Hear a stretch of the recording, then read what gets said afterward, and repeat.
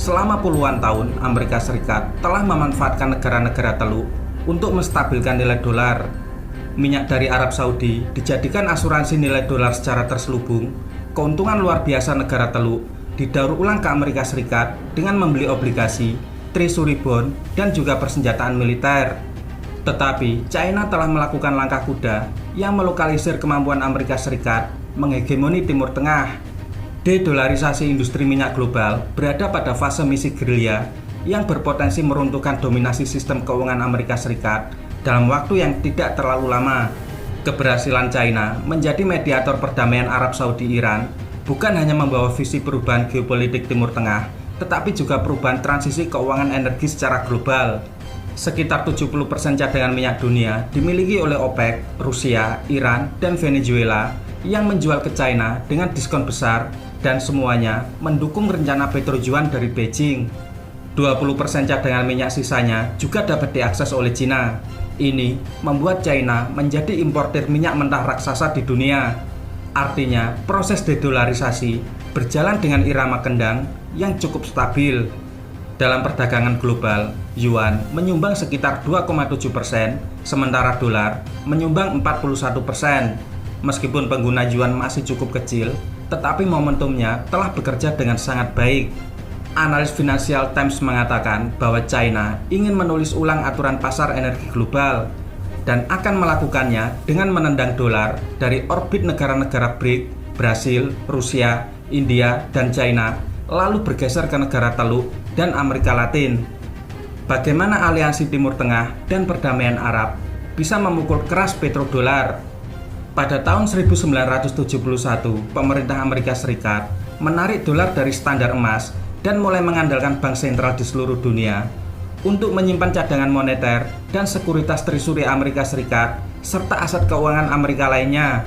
Ketika harga minyak meroket pada tahun 1973, pemerintah Amerika Serikat memutuskan untuk menciptakan sistem seigniorage dolar melalui keuntungan minyak Arab Saudi. Pada tahun 1974, Menteri Keuangan Amerika Serikat William Simon tiba di Riyadh dengan instruksi dari Presiden Amerika Serikat Richard Nixon untuk melakukan pembicaraan serius dengan Menteri Perminyakan Arab Saudi Ahmed Yaqi Yamani.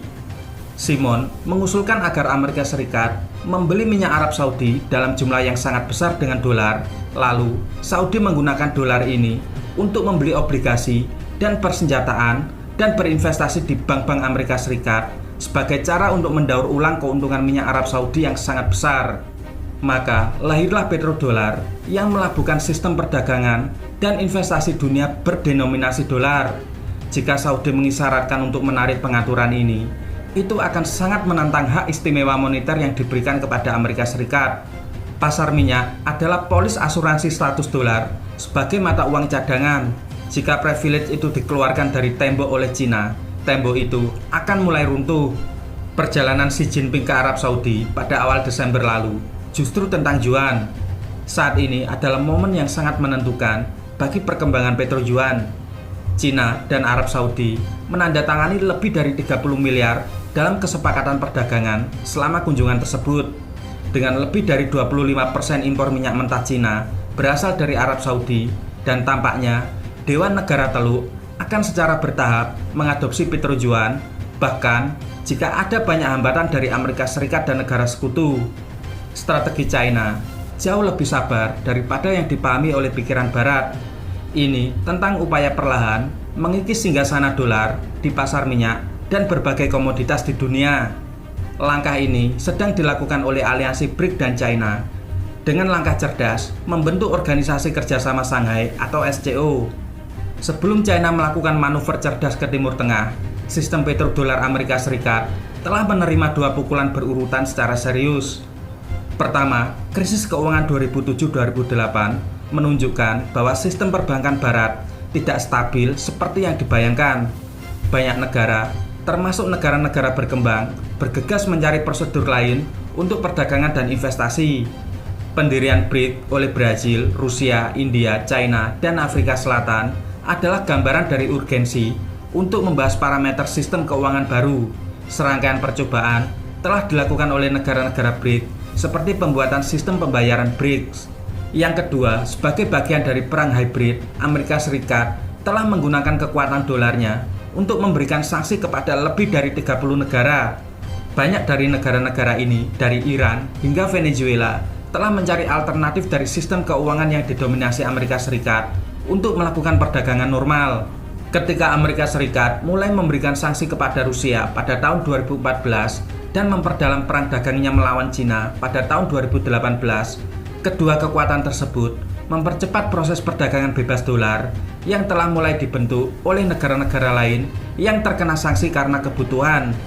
Saat itu, Presiden Rusia Vladimir Putin menyerukan dedolarisasi perdagangan minyak. Moskow mulai buru-buru mengurangi kepemilikan dolarnya dan mempertahankan asetnya dalam bentuk emas serta mata uang lain. Pada tahun 2015, 90% perdagangan bilateral antara China dan Rusia dilakukan dalam dolar, tetapi pada tahun 2020 turun di bawah 50%. BRIC dan negara-negara yang terkena sanksi mulai membangun institusi baru yang dapat menghindari ketergantungan mereka pada US dollar. Sejauh ini, bank dan pemerintah mengandalkan jaringan Society for Worldwide Interbank Financial Telecommunication atau SWIFT yang dijalankan melalui layanan pembayaran antar bank clearing Federal Reserve Amerika Serikat dan layanan dana Fedwire. Negara-negara di bawah sanksi Amerika Serikat sepihak seperti Iran dan Rusia terputus dari sistem SWIFT yang menghubungkan 11.000 lembaga keuangan di seluruh dunia.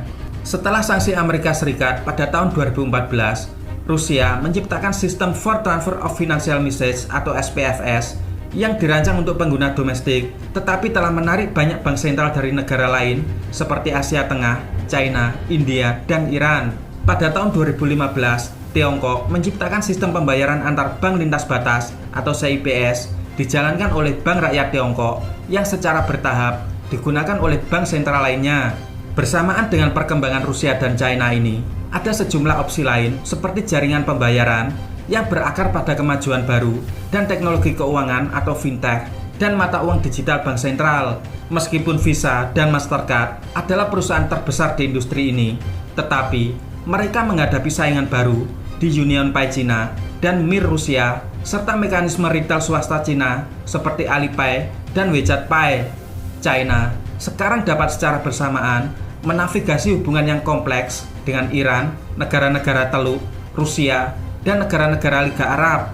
Selain itu, Barat tidak bisa mengabaikan ekspansi SCO ke Asia Barat dan ke Afrika Utara. Mesir, Arab Saudi, Iran, Turki, dan Qatar berafiliasi atau sedang berdiskusi dengan SCO yang perannya terus berkembang. Upaya China membangun aliansi kuat di Timur Tengah, bahkan mendamaikan dua musuh bebuyutan Arab Saudi dan Iran, bukan sekedar melokalisir kekuatan petrodolar, tetapi akan menghujam ke jantung ekonomi Amerika Serikat.